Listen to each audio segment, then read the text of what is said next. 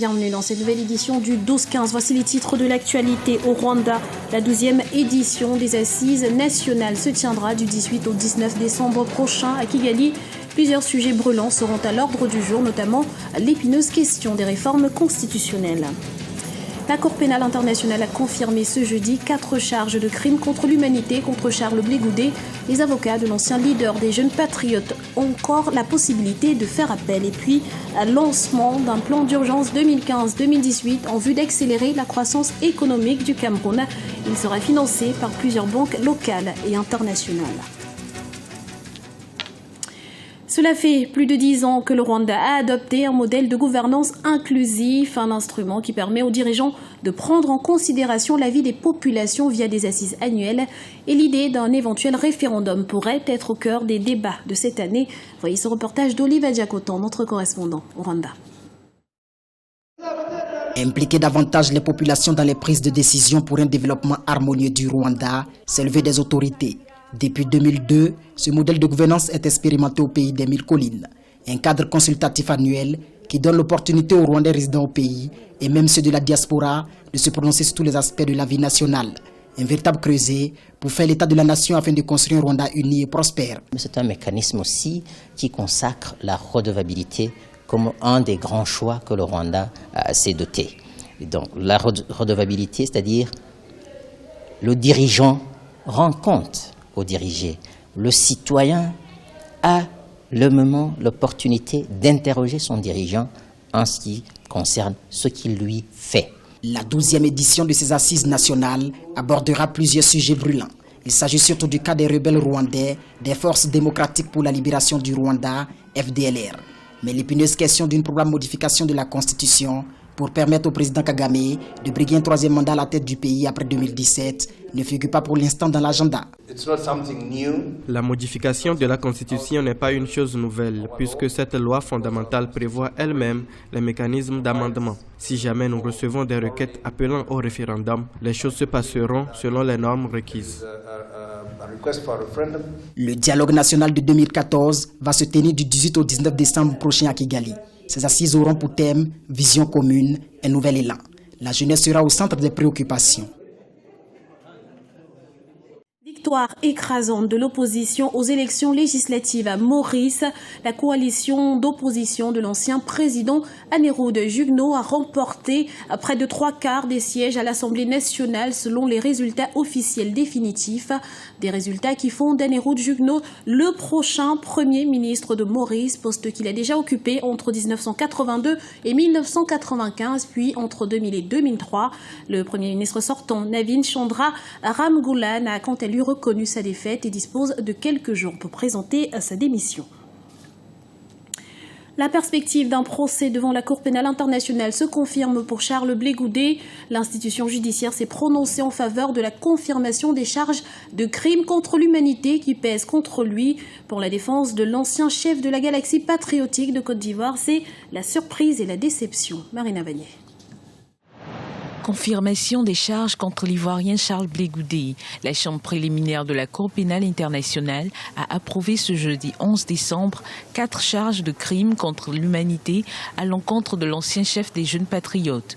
Pour rendre cette décision, les 3 juges ont examiné près de 40 000 pages de preuves documentaires et visionné près de 1200 éléments multimédia, ainsi que l'écoute de 134 déclarations témoins.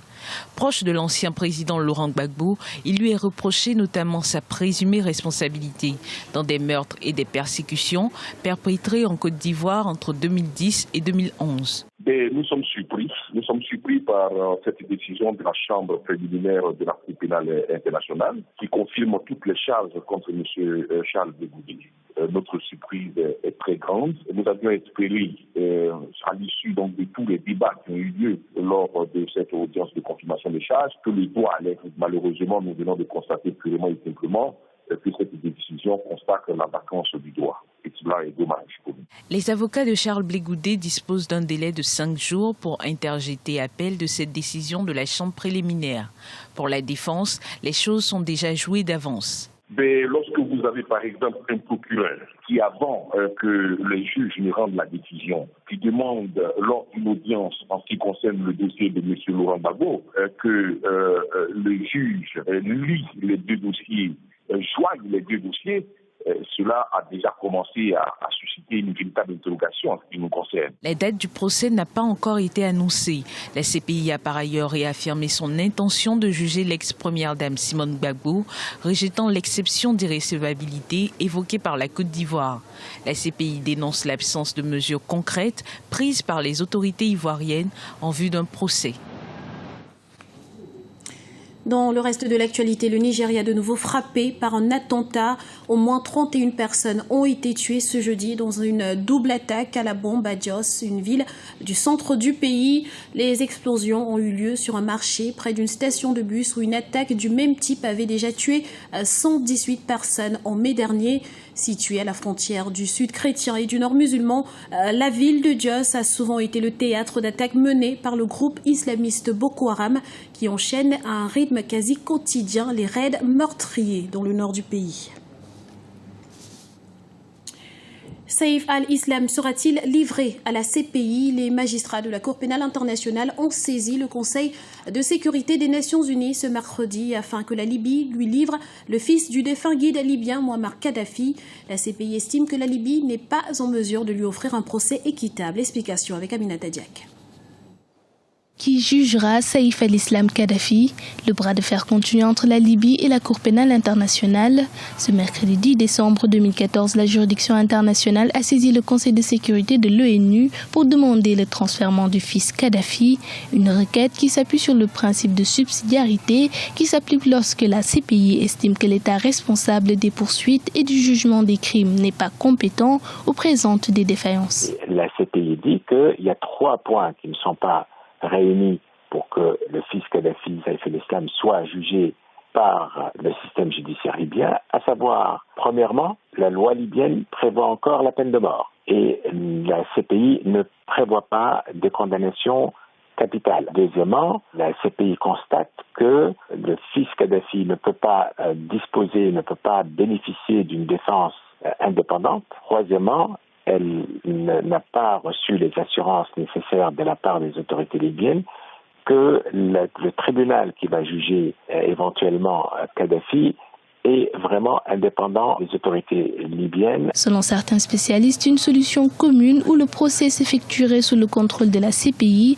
pourrait contenter les deux parties afin de garantir un procès équitable. Soit la Libye offre des garanties de procès juste équitable sous la surveillance de la Cour pénale internationale pour avoir un procès juste équitable avec engagement de l'État libyen pour ne pas appliquer la condamnation à mort. Deuxièmement, garantir une défense libre. Et troisièmement, garantir un tribunal et une juridiction indépendante. Si ça n'est pas possible, et ce qui semble être le cas pour le moment, à ce moment-là, la CPI n'a qu'une seule possibilité, c'est de demander l'extradition de Saïf al-Islam Kadhafi. Saïf al-Islam Kadhafi, 42 ans, fait l'objet d'un mandat d'arrêt de la CPI pour des crimes contre l'humanité présumés commis en février 2011. La CPI a déjà demandé à plusieurs reprises à la Libye qu'il lui soit remis sans succès pour l'instant. Tenue prochaine des États généraux de la justice au Burkina Faso, le président intérimaire Michel Kafando a tenu une conférence de presse ce jeudi au cours de laquelle il est revenu sur les grands chantiers de son gouvernement. Sur le plan national, les nouvelles autorités feront de la justice leur cheval de bataille, avec notamment la réouverture des dossiers Sankara et Zongo les plus sensibles du régime Blaise Compaoré, un régime dont toutes les dérives seront sanctionnées, a affirmé le président de la transition. De l'économie, à présent, mise en place d'un plan d'urgence pour l'accélération de la croissance au Cameroun, une initiative du président Paul Biya qui se décline en un plan triennal d'investissement dans plusieurs secteurs de l'économie camerounaise, un plan qui devrait coûter 925 milliards de francs CFA et qui sera financé par la mobilisation des ressources à des taux soutenables auprès des institutions financières locales et internationales. On écoute à ce propos Issa Timora Bakari, ministre camerounais de la communication. D'abord, qu'est-ce qui justifie ce plan d'urgence? Le gouvernement est en marche. Chaque département ministériel a sa feuille de route et des objectifs à atteindre. Mais le chef de l'État avait constaté que bien que nous connaissions une prévoyation que notre économie est en croissance, cette croissance-là n'est pas ressentie au niveau de nos populations sur l'ensemble du territoire national. C'est pour cette raison qu'il a donc conçu, il a donc voulu plan d'urgence pour accroître, pour accélérer la croissance, mais pour faire en sorte que cette croissance profite à l'ensemble de la nation. Alors, quelles en sont les déclinaisons? D'abord, pour une enveloppe de 925 milliards que des banques, différentes banques nationales et internationales sont prêtes à financer, ce plan d'urgence concerne l'agriculture, concerne l'élevage, concerne l'eau et l'énergie. Voilà donc les secteurs qui sont, et puis tous les secteurs de PME. Ce journal a été réalisé par l'ensemble de la rédaction. Nous vous remercions pour votre fidélité. Retrouvez dans un instant une nouvelle édition du 12-15 sur Africa 24.